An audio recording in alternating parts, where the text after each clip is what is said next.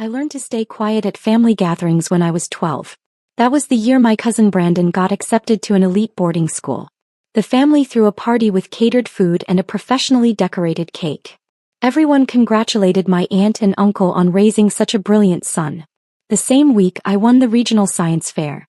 Built a working model of a solar-powered water purification system. Judges said it showed exceptional engineering thinking for someone so young. My dad's response: "That's nice. Did you thank your teacher for helping?" I hadn't needed help. But I learned something important that day. Achievement only mattered to my family if it came with the right credentials, the right schools, the right titles, the right appearance of success. So I stopped trying to impress them. I went to State University instead of applying to the Ivy League schools my guidance counselor suggested. Studied computer science and business. Graduated with a 3.9 GPA. My family attended the ceremony but left early to catch Brandon's lacrosse game at Princeton. After graduation I started working. Joined a small tech startup in Austin. 12 people in a cramped office above a coffee shop. I was employee number 8. Made $48,000 a year. Worked 90-hour weeks. Learned everything about building software, scaling systems, managing growth. My family called it that little computer job. Brandon, meanwhile, got hired at Goldman Sachs. Starting salary, $110,000 plus bonus. The family group chat exploded with congratulations.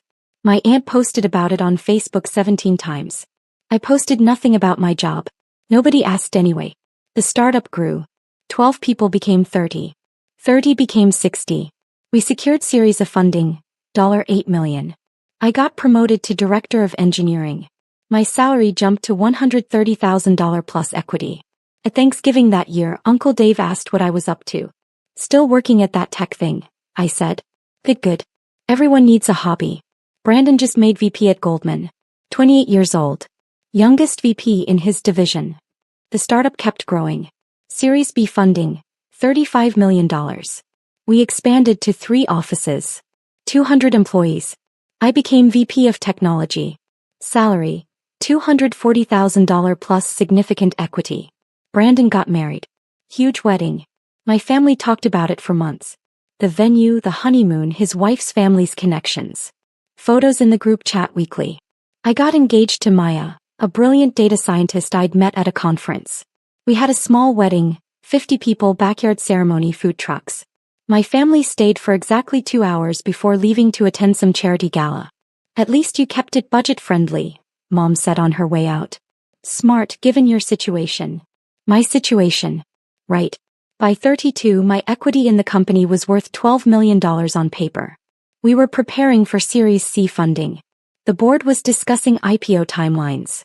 I'd been promoted to Chief Technology Officer. My family thought I worked at some little tech shop in Austin. The truth was more complicated. Our little shop had become one of the fastest-growing enterprise software companies in North America. We provided cloud infrastructure solutions to Fortune 500 companies. Annual revenue, $180 million and climbing. Employee count, over 800 across 6 countries. I'd also made strategic angel investments in other startups. Built a portfolio worth $23 million.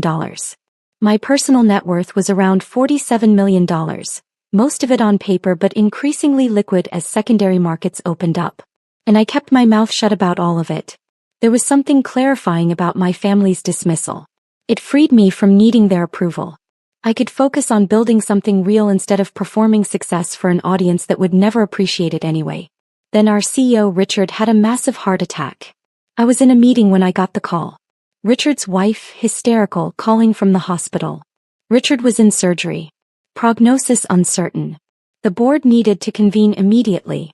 Emergency board meeting at 6 p.m. 8 board members on video call, 2 in person. Everyone shell-shocked. Richard had been the face of the company for 7 years. We were 4 months from a planned IPO. This was crisis mode. "We need interim leadership immediately," our lead investor said. "The IPO roadshow starts in 8 weeks. We can't show instability." 3 hours of discussion. Who could step in? External hire would take months. Internal promotion was risky but necessary. At 9 p.m. the board voted. They appointed me as CEO. Interim at first, until Richard recovers or we assess long-term options. But it was real. I was now chief executive officer of a company valued at $1.2 billion. The announcement went out to all employees the next morning. Press release by noon. Tech industry publications picked it up within hours. Tech startup navigates leadership crisis. CTO Michael Chen steps up as CEO. My phone exploded with messages. Congratulations from colleagues, investors, industry contacts. LinkedIn notification hell. Interview requests from TechCrunch, Bloomberg, Forbes. Nothing from my family. They didn't follow tech news. Didn't know the company name. Had never asked enough questions to make any connections. I was drowning in the transition. Richard's surgery went well, but recovery would take months. The board made it clear. I was CEO for at least 6 months. Possibly permanently depending on Richard's health and my performance. The IPO timeline held firm. 8 weeks to prepare. Roadshow presentations. Investor meetings. Due diligence. SEC filings. I was working 20-hour days. 3 weeks into my new role, Mom called. Michael, we need to talk about Christmas. Mom, I'm in the middle of. It'll just take a minute. We're doing Christmas at Uncle Dave's this year. He just finished renovating his house, wants to show it off. Can you and Maya make it? I looked at my calendar. December 23rd to 26th. Right in the middle of IPO prep. We had investor meetings scheduled through December 27th. I don't think. Michael, it's Christmas. Family time. Surely your little shop can spare you for a few days. My little shop. The $1.2 billion company I was now running. I'll see what I can do. Great. Brandon and Melissa are coming. Brandon just got promoted again, executive vice president now. Makes $340,000 base plus bonus. We're so proud. I made $850,000 base salary as CEO, plus equity worth tens of millions, but sure. That's great, Mom. Maybe he can give you some career advice. He's really figured out how to succeed in business. I hung up and went back to reviewing our S1 filing. The next 3 weeks were chaos. Final IPO preparations. Board meetings. Press interviews. Leadership coaching. I was operating on 4 hours of sleep, living on coffee and adrenaline. The company issued me new security credentials. As CEO, I now had level 5 clearance, the highest tier. Access to all systems, all facilities, all data. The badge was different from my old CTO one. Heavier. More sophisticated. It included biometric verification, encrypted chips, and real-time location tracking for security purposes. It also had emergency alert capabilities. If there was a critical security incident, system breach, or urgent executive decision needed, the badge would light up and vibrate. Critical alert features for a CEO managing an $800 million company heading toward IPO. December 23rd arrived. Maya and I drove to Dallas for Christmas at Uncle Dave's new house. 5 hours in the car while I took calls and reviewed documents for Monday's investor meeting. Your family knows about the CEO thing, right? Maya asked. I haven't told them. Michael. What? They never ask. Besides, they wouldn't understand or care. To them, Brandon's VP title at Goldman is more impressive than CEO of a tech startup. You're not a startup anymore. You're a billion-dollar company going public. They don't know that. She sighed. This is going to be interesting. Uncle Dave's house was massive. New construction, gated community, probably 6,000 square feet. Multiple luxury cars in the driveway. Christmas decorations that likely cost more than most people's monthly mortgage. We walked in carrying our modest hostess gifts, wine and chocolates. The house was full. Extended family everywhere. Uncle Dave holding court, showing off his home theater system, his chef's kitchen, his imported Italian tile. Brandon saw me first. Mike, you made it. He'd started calling me Mike in college. I went by Michael. He knew that. Hey Brandon. Still in Austin? Still doing the computer stuff? Still there. Good for you, man. Hey, come see Dad's new pool. Infinity Edge smart home heating system, the works. I followed him outside, Maya's hand in mine. The pool was admittedly impressive. So was the outdoor kitchen, the landscaping, the whole setup. Dad spent $180,000 on the backyard alone, Brandon said proudly. But he can afford it. Consulting business is booming. Uncle Dave joined us holding a craft beer. Michael. Glad you could make it. How's the little tech thing going? It's going well. Still just you and a few guys in an office? We've grown a bit. That's the spirit. Small business is the backbone of America. Even if you never get big, there's dignity in honest work. I sipped my beer and said nothing. Christmas Eve dinner was catered. Professional service, probably cost $5,000. 23 family members around an enormous custom dining table. Brandon sat at the head with Uncle Dave. The golden position. I was near the end, between Maya and my younger cousin who spent the entire meal on her phone. The conversation, as always, centered on achievements and acquisitions. Brandon talked about his latest deal, $400 million merger he'd helped structure. Aunt Linda talked about her lake house purchase. My cousin Rebecca announced her engagement to a doctor.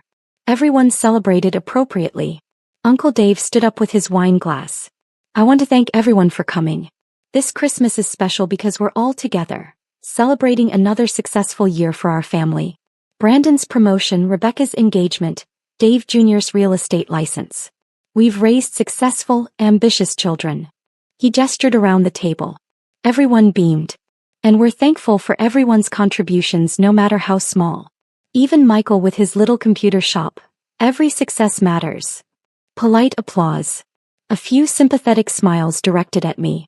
Maya squeezed my hand under the table. Her expression said, "Tell them." I shook my head slightly. Not worth it. Now, let's talk about the lake house timeshare opportunity one wanted to pitch to everyone. Uncle Dave launched into a presentation about a vacation property investment. Required $50,000 buy-in per family. He'd already done the math. If 12 families went in together, everyone would get 3 weeks a year at this luxury property. Michael, this might be outside your budget range, he said sympathetically. But if you want to go in with Brandon's family as a sort of half-share, I'm sure we could work something out. I appreciate the offer, I said calmly. Just trying to include everyone. We know money's tight when you're building a small business. Maya looked like she might explode. I touched her knee gently. Let it go. After dinner, the men gathered in Uncle Dave's home theater while women cleaned up. A family tradition that made Maya furious every year. I helped carry dishes to the kitchen instead. Michael, you don't have to help with women's work, Mom said. I don't mind. Well, aren't you modern? Maybe that's why your business hasn't taken off, spending too much time on household chores instead of networking. I loaded the dishwasher silently. Back in the theater room, Uncle Dave was showing off his sound system. $40,000 worth of equipment. Everyone appropriately impressed. Brandon launched into a story about his latest bonus, $180,000 for the year. Not bad for a year's work. That's incredible. Dad said. Michael, you hear that? That's what success looks like. Maybe you should consider traditional finance instead of that tech gamble. I'm good where I am. Still running that little shop? Uncle Dave asked. How many employees now? 10. 12. We've grown some. Well, as long as it pays the bills. Not everyone can be Brandon. He clapped Brandon on the shoulder proudly. My phone buzzed. Work email. An investor had questions about our Q4 numbers. I started typing a response. Michael, put the phone away. Mom called from the kitchen. It's Christmas Eve. Just a quick work thing. Your shop can survive without you for one evening, Dad said. I pocketed the phone. The evening continued. More stories of Brandon's success. Uncle Dave's business wins. My cousin's new Lexus. Everyone's achievements measured in dollars and titles and visible status symbols. I sat quietly drinking beer thinking about Monday's investor meeting. We were talking to CalPERS about a $50 million investment. I needed to review the presentation deck again. Around 10 p.m., we gathered in the living room for gift exchange. Elaborate presents under a designer Christmas tree. Brandon and Melissa gave everyone expensive gifts. Cashmere scarves, high-end whiskey, designer picture frames. Maya and I had brought modest gifts. Nice but not extravagant. Books, local Austin products, thoughtful rather than expensive. How practical, Aunt Linda said, holding up the artisanal hot sauce we'd given her. Perfect for someone on a budget. More sympathetic smiles. We gave Brandon and Melissa a nice coffee table book about architecture. Cost $45. Brandon opened it, flipped through quickly. Cool, thanks. Hey, speaking of houses, Melissa and I are looking at properties in Connecticut. There's a place we love. $2.3 million waterfront, needs some work but has great bones. Dad's helping with the down payment. Everyone congratulated them. Michael, you and Maya thinking about buying? Uncle Dave asked. There are some nice starter homes in the Austin suburbs, I'm sure. Maybe $200,000 range. We're renting right now, I said. It works for us. Actually, we just purchased a $3.8 million house in Westlake Hills, but why mention it? Renting's just throwing money away, Dad said. You should really consider buying. Build some equity. We'll think about it. Brandon pulled out his phone. Want to see the Connecticut property? It's amazing. He showed everyone photos. The family oohed and awed. Beautiful house, admittedly. Great location. My phone buzzed in my pocket. Then again. Then continuously, the vibration pattern of an urgent alert. I pulled it out. My security badge attached to my phone case was lighting up. Bright red LED flashing. Text scrolling across the small screen. Critical alert. System breach detected. Authorization required immediately. Everyone stared. What is that? Mom asked. Work thing. I need to take this. I stood up, walking toward Uncle Dave's home office for privacy. But the badge kept lighting up, now making a soft beeping sound. The security protocol for level 5 alerts. Michael, seriously? Dad called after me. Can't your shop survive without you for Christmas Eve? I was already on my phone, calling our Chief Information Security Officer. Michael, we have a situation, he said immediately. Attempted breach of our financial systems. Sophisticated attack. We need CEO authorization to initiate emergency protocols. Do it. Full lockdown. I'll jump on the video call in 2 minutes. I hung up and looked for a quiet space. Uncle Dave's office was occupied. He and some relatives were in there watching basketball. The living room was full of family. Kitchen was full. Everywhere I turned, people were staring at my still beeping, still flashing badge. Michael, what is happening? Maya asked, appearing at my side. Security breach. I need to authorize emergency response. Your badge says so, Brandon said slowly, having followed us. He was looking at my badge, which was now displaying my credentials on its small LED screen.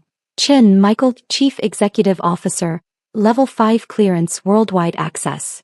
More family members gathered. CEO of what? Uncle Dave asked. My company. I need to handle this. Your little shop has a CEO badge? With security clearance. Dad looked confused. My phone started ringing. The board chair. This was escalating. Everyone, I really need privacy for this.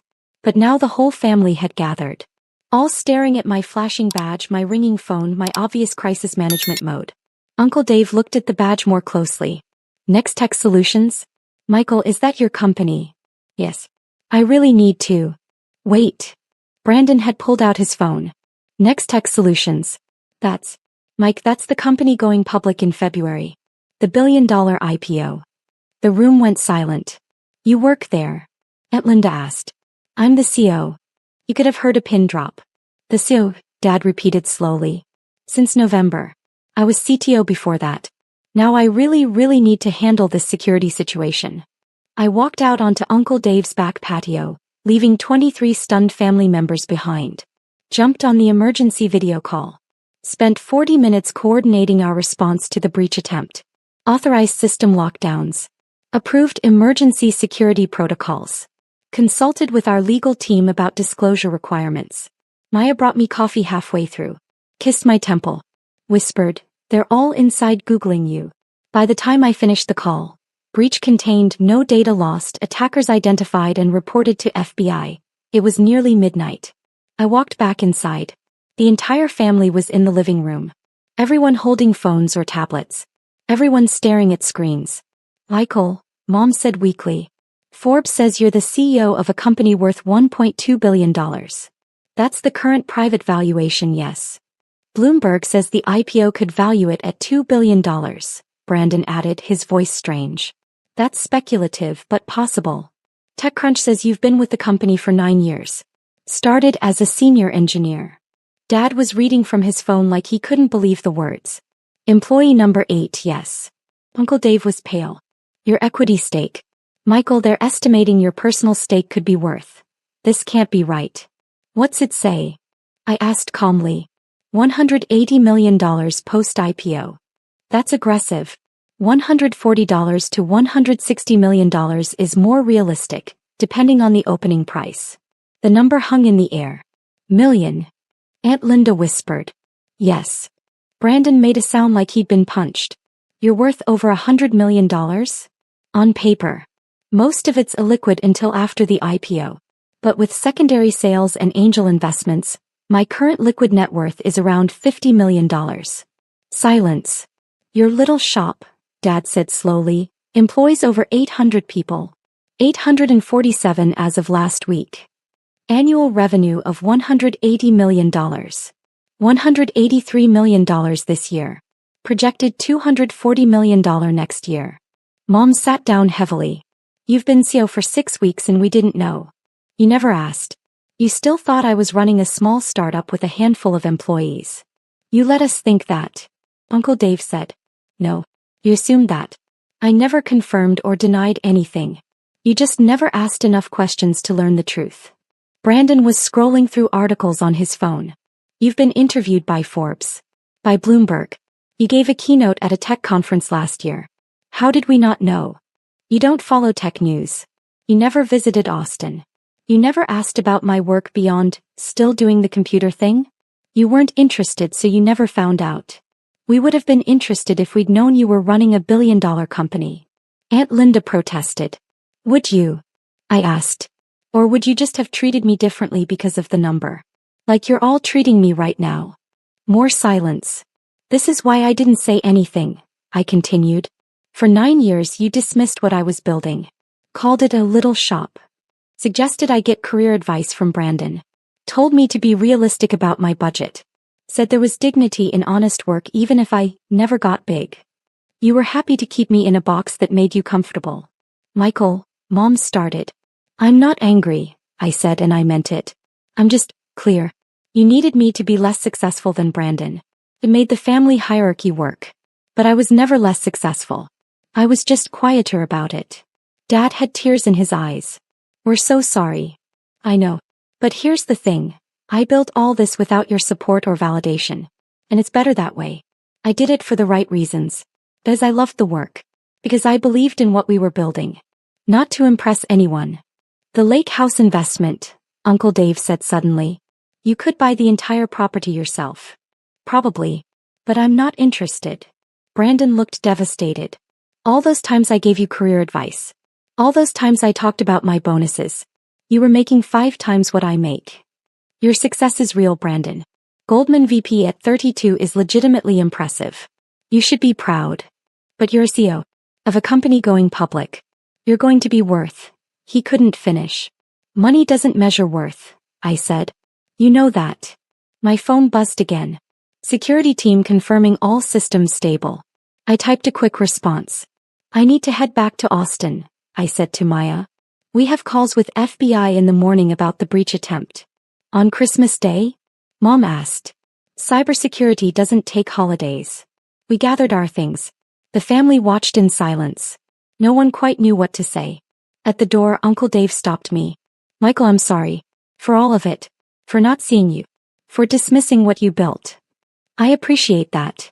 Can we start over? Really get to know your work. I considered it. Maybe. But I'm not interested in being the family success story now that everyone knows the numbers. If we rebuild relationships, it has to be real. Not based on my bank account. He nodded slowly. Fair. Brandon appeared. Michael. I'm sorry too. I was an ass. For years. You weren't an ass. You just bought the story everyone told. I'm successful, you're successful. It doesn't have to be a competition. Can I call you sometime? Actually ask about your work? Not to get advice or connections. Just to actually know my cousin. Yeah. I'd like that. Maya and I drove back to Austin that night. 5 hours in the dark, processing everything. How do you feel? She asked. Tired. But about the family thing? I thought about it. Relieved maybe? The secret was exhausting. Not because I wanted them to know, but because maintaining their illusion took energy. Will things change now? Probably. They'll treat me differently. That's inevitable. But maybe some relationships can become real. Brandon seemed genuine. Your mom cried when we left. I know.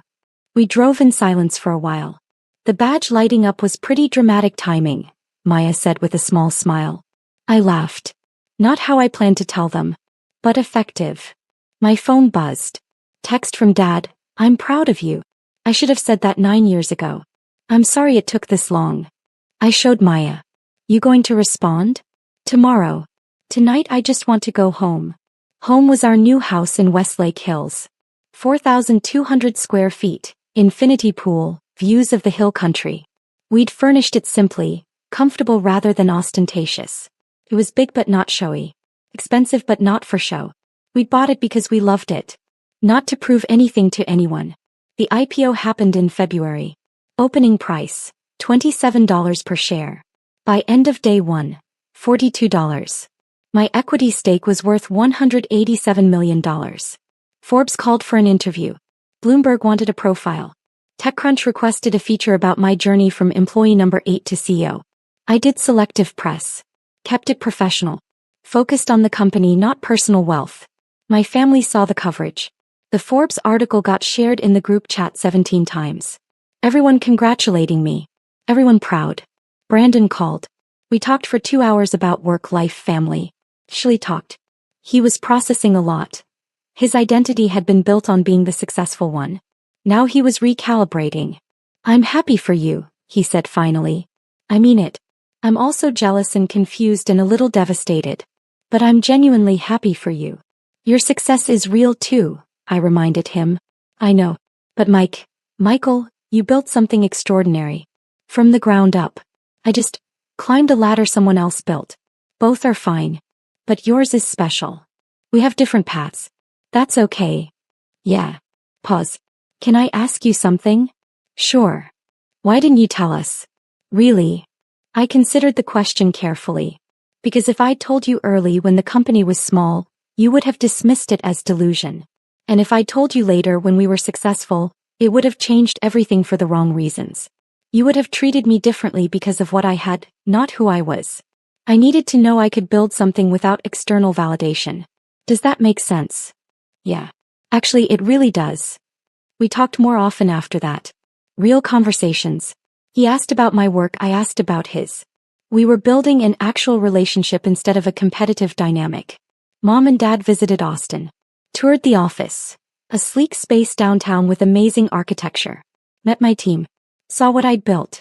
They cried in the lobby. We missed so much, Mom said. You did. But we can't go back. We can only go forward. Uncle Dave sent a long email apologizing for years of dismissal. He owned it completely. Asked for nothing. Just acknowledged his failures. I wrote back. Accepted the apology. Suggested we try fresh. The family dynamics shifted. I was no longer the invisible cousin, the budget option, the small business guy. Some relatives got weird about money. Suddenly everyone had investment opportunities to share. I shut that down quickly. But some relationships deepened. Brandon and I became genuine friends. My younger cousins reached out asking about tech careers. Dad called weekly, actually wanting to know about my work. It wasn't perfect. Years of dismissal don't heal instantly. But it was better. And I learned something important. I'd been right to keep quiet. Not to hide. But to protect my journey. To build something real without the pressure of family expectations or the distortion of family judgment. Some people need an audience for their success. Need validation. Need recognition. I'd needed the opposite. Needed space. Needed freedom from expectations. Needed to know I was building something because I believed in it, not to prove anything to anyone. The badge lighting up on Christmas Eve wasn't the moment I proved my worth to my family. It was the moment I realized I'd already proven it to myself. And that was the only validation that had ever mattered. If you enjoyed this story, please subscribe to the channel and like the video. That's the best thank you and support for me.